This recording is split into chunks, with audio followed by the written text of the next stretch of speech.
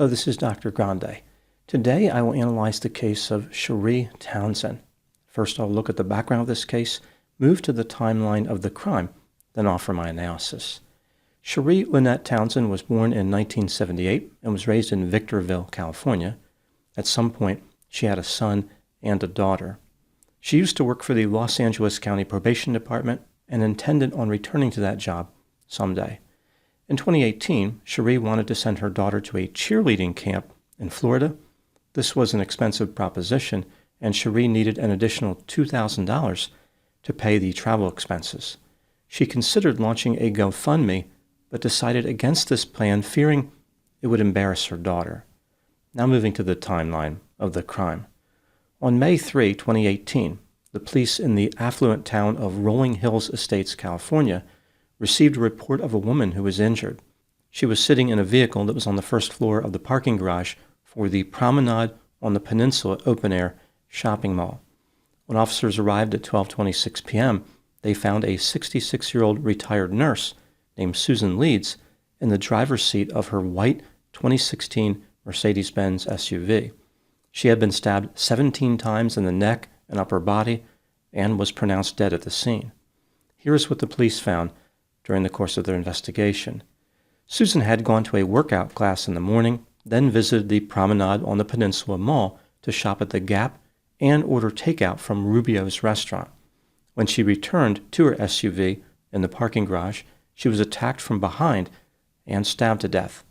Susan's purse was missing, but she was still wearing jewelry. She typically carried a cell phone in a black bag. The bag was in her vehicle, but the phone was not.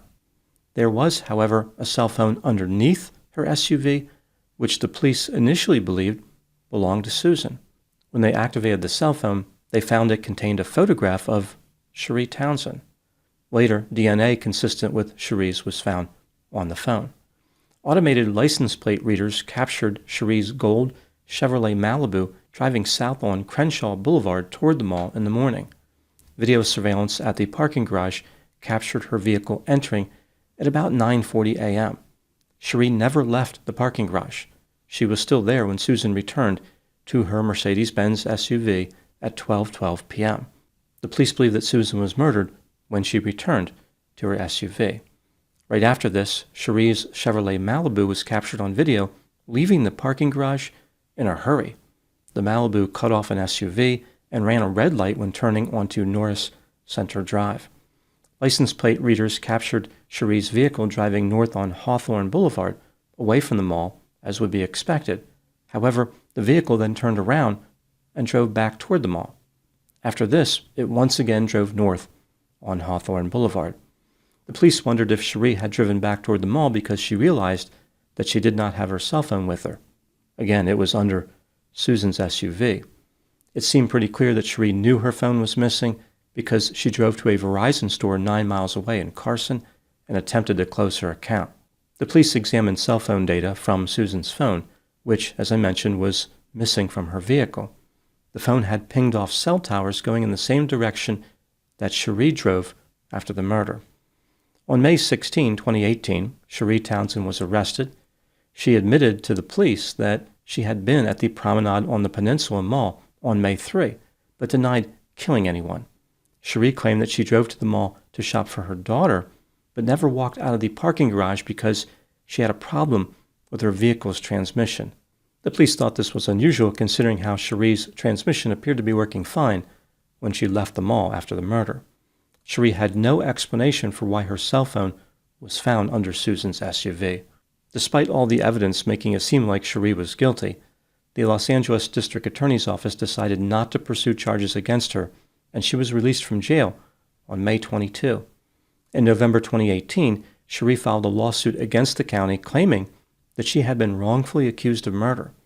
Among other complaints, she sued for defamation, false imprisonment, unlawful search and seizure, and intentional infliction of emotional distress. At a press conference, Cherie talked about the impact of being accused of murder, saying, quote, "I live my life in hiding, afraid that the police are going to come or that I'm gonna be unjustly targeted like I was before," unquote.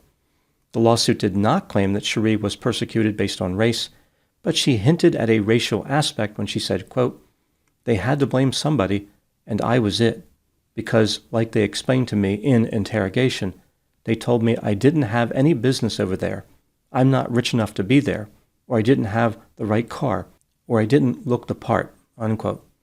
In July 2022, as Cherie's lawsuit was making its way through the courts, the case of Susan's murder was assigned to new investigators. The original investigators had retired. There was no new evidence available, but the evidence that had been collected was reevaluated. On August 18, 2023, Cherie Townsend was arrested and charged with first-degree murder in connection with the death of Susan Leeds. She spoke to the police and told a story that deviated somewhat from her original. Back in 2018, Cherie said that she went to the mall to shop for her daughter and never left the parking garage due to a transmission problem. In 2023, she stated that she went shopping for her son, walked in the mall area, and did not have any mechanical problems with her Chevrolet Malibu. The police checked video surveillance from the day of the murder. There was no sign of Cherie walking in the mall. The trial for Cherie started on November 12, 2025. On December 4 of that year, 47-year-old Cherie Townsend was convicted of first-degree murder. She is scheduled to be sentenced on January 23, 2026, when she will face 26 years to life in prison. Now moving to my analysis. Cherie Townsend maintains her innocence, and she has a few supporters. They argue that the evidence is simply too weak to prove that Cherie murdered Susan. Any number of people in the parking garage on the day of the murder could have been the perpetrator. The state of California, of course, disagrees. After not doing anything with the case for years, they suddenly became extremely confident that Cherie is guilty. This brings me to the question, is Cherie Townsend guilty of murder? Let's take a look at the evidence both for and against the idea that she is guilty, starting with the inculpatory factors. In the days leading up to the murder, Cherie appeared to be highly motivated to obtain money. She texted her son's former football coach about getting a fake ID and searched whether Walmart checked identification for credit card purchases.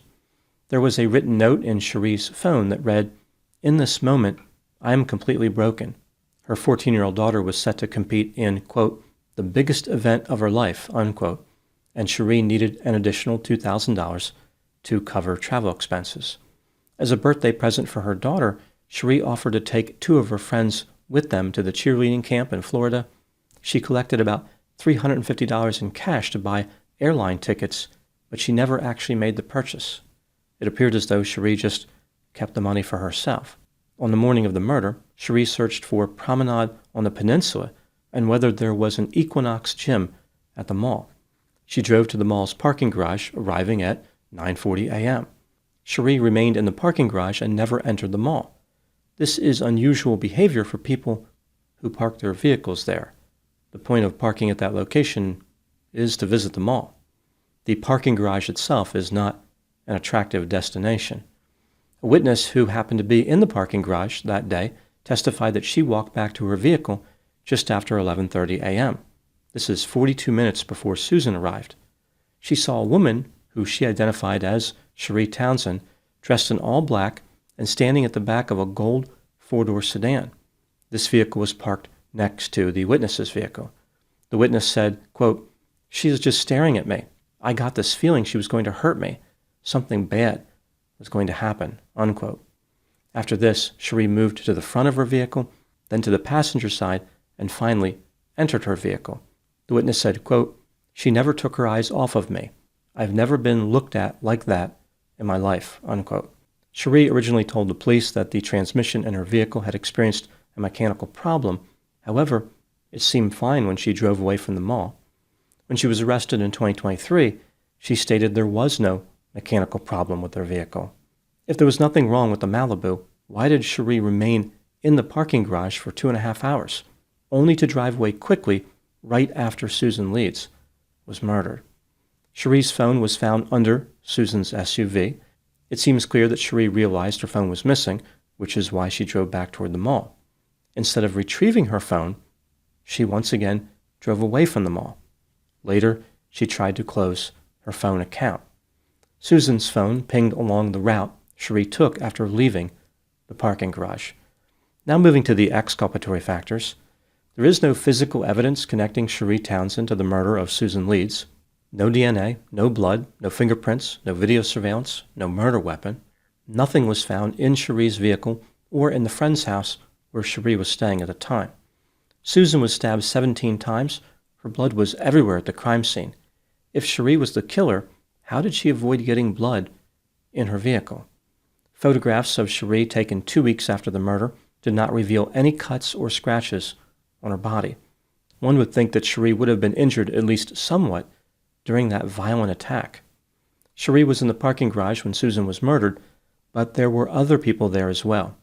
Maybe Cherie witnessed the murder, walked over to help, became frightened, dropped her cell phone, and drove away. After driving a short distance, she realized that her phone was missing. This is why she drove back toward the mall. Cherie lied to the police because she was afraid they would think she was guilty if she admitted that she was right next to the murder victim. When considering all the evidence in this case, do I believe that Cherie Townsend is guilty of murder?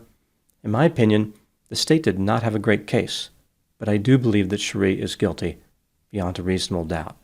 Just barely, but there is enough evidence to convince me. What do I think happened in this case? This is just a theory, my opinion.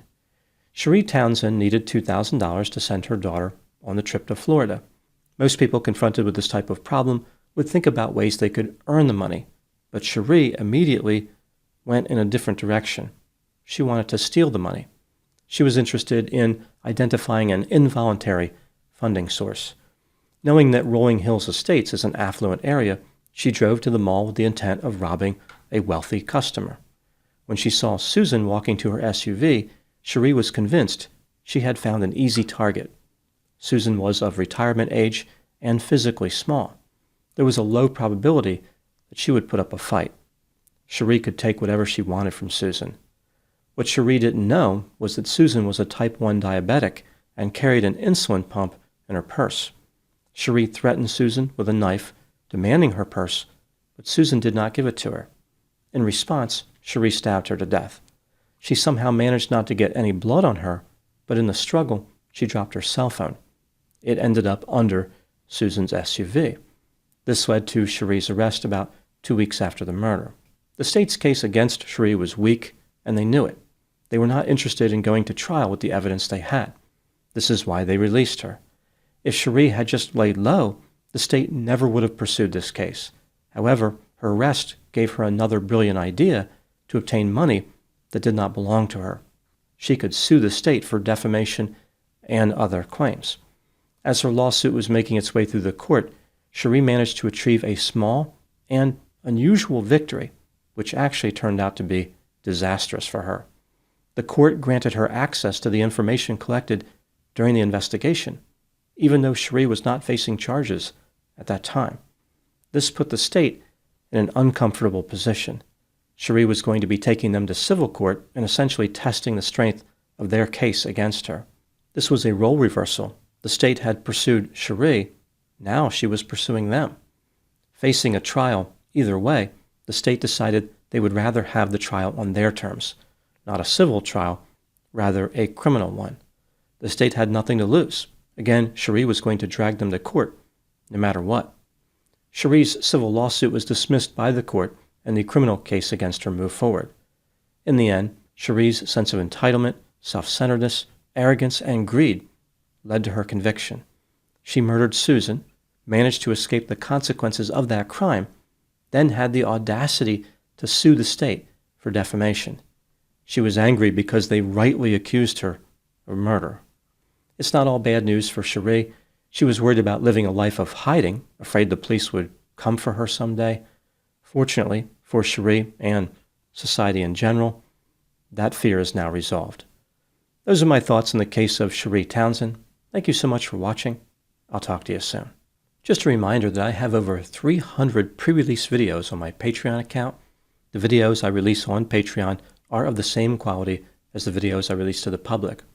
When I put a video in pre-release status, it usually stays that way for several months, if not a year.